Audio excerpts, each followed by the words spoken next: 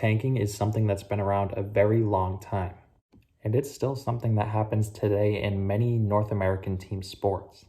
But in baseball, things may be changing. There are plenty of teams in baseball with very bad rosters, but there's a big difference between tanking and simply not having a good roster. Many teams will purposely put out a bad product in hopes of losing and getting the best draft pick to build for the future. And there were lots of teams heading into this offseason who looked like they had no shot at winning in 2022. But a lot of those teams have actually made moves in hopes of competing next year. And that's exactly what I'm going to be looking at today. We're going to be looking at the teams who this past season did not have the best roster, but have really made an effort to compete and win as many games as possible in 2022. And I'm also going to be jumping into the tanking aspect of baseball and whether I think it is a thing of the past. So with that in mind, let's hop right into this. First up, we have the Texas Rangers. Last year, the Rangers were one of the worst teams in baseball as they finished with over 100 losses. And looking forward to 2022, there was not a lot to be excited about for Texas fans. Until this offseason where they made some huge signings and really surprised everyone. They signed some of the biggest names on the market this year in Corey Seager and Marcus Semien. Semien signed for 7 years and $175 million, and Seager signed a 10-year, $325 million deal. And with these two signings, the Rangers made it clear. They want to win as many games as possible. And on top of Seager and Semien, they also signed Jon Gray to a 4-year, $56 million deal. In my eyes, this is a sneaky signing that could really pay big dividends for the Rangers. Jon Gray, a pretty decent pitcher who has pitched in Colorado his whole career, could really show what he's capable of in Texas. So it's pretty safe to say it's been a great offseason for Texas. Moving on now, we have the Chicago Cubs. The Cubs finished at 71 and 91 last season and really looked like they had no future. And while that still may be the case, as they didn't make nearly as much noise as Texas this offseason, they still have made a couple of big signings that could help them win some games next year. They signed Marcus Stroman, who is really one of the better and more underrated pitchers in the National League. They also signed Wade Miley, who is definitely not a bad pitcher himself. And on top of that, they also signed Clint Frazier. And I understand Frazier, Wade Miley, and Marcus Stroman aren't game changers. They're not going to bring the Cubs from a 70-win team to a 90-win team. But these are some players with major league experience who are going to help them win some games next year. So while Chicago might not be competitive next year, it looks like they're making some sort of an effort to win some games. Next up, we have the Detroit Tigers. The Tigers are a team who surprised a lot of people last year. Coming into the season as one of the worst teams, they ended up winning 77 games. And the Tigers are different than the Cubs and Rangers in the sense that they have some young talent. Casey Mize, the number 1 pick back in the 2018 draft, is really establishing himself as a solid big league starter. And they also have Spencer Torkelson, one of the top prospects in the game right now, who is most likely going to make his debut at some point next year. So the Tigers do have some optimism heading into this year, but they did make a couple signings that a lot of people were not expecting.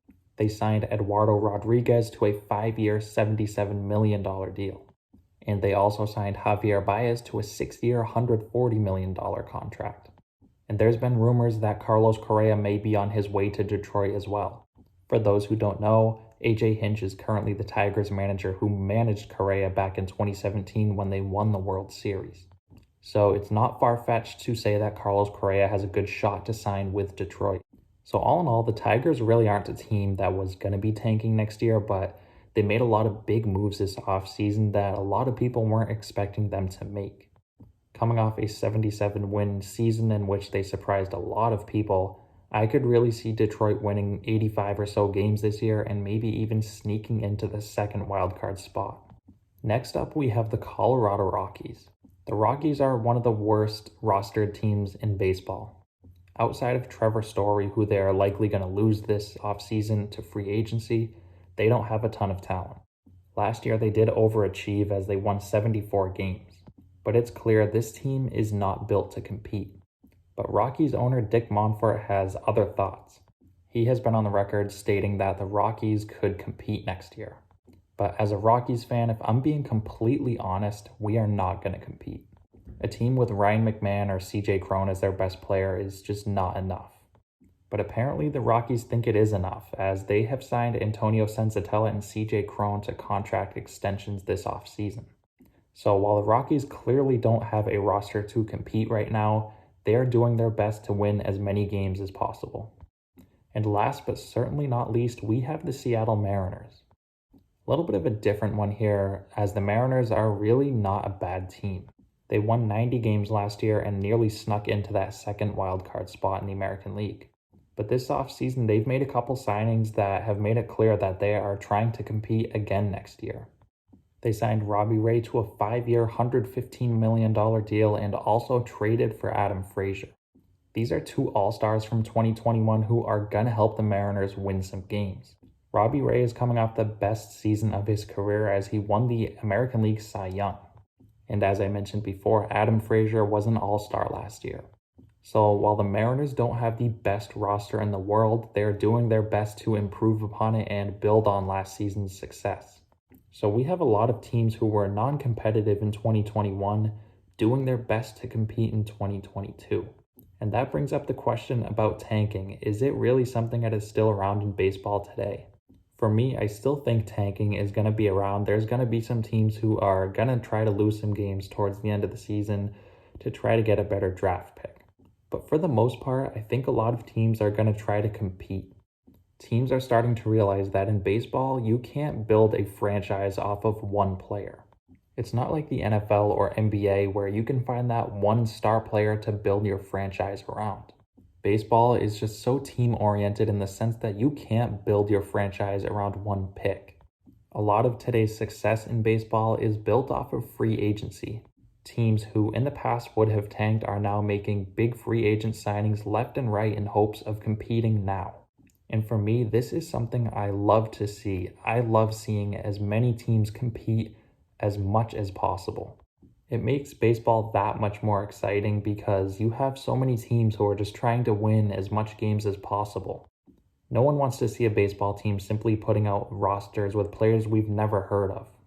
So to conclude, yes, I think tanking is still going to be around. I think there's going to be teams who are going to try to get a better draft pick. But for the most part, I think teams are going to be trying to compete, and I personally love it. But anyways, that is going to wrap today's video up. Let me know your thoughts down below, whether you think teams are still going to tank or whether you think it's gone. And as always, if you guys do enjoy the content, feel free to subscribe. I'm going to be posting a lot more videos here as we head into the off season. And lastly, I want to thank you guys again so much for watching, and I'll see you next time.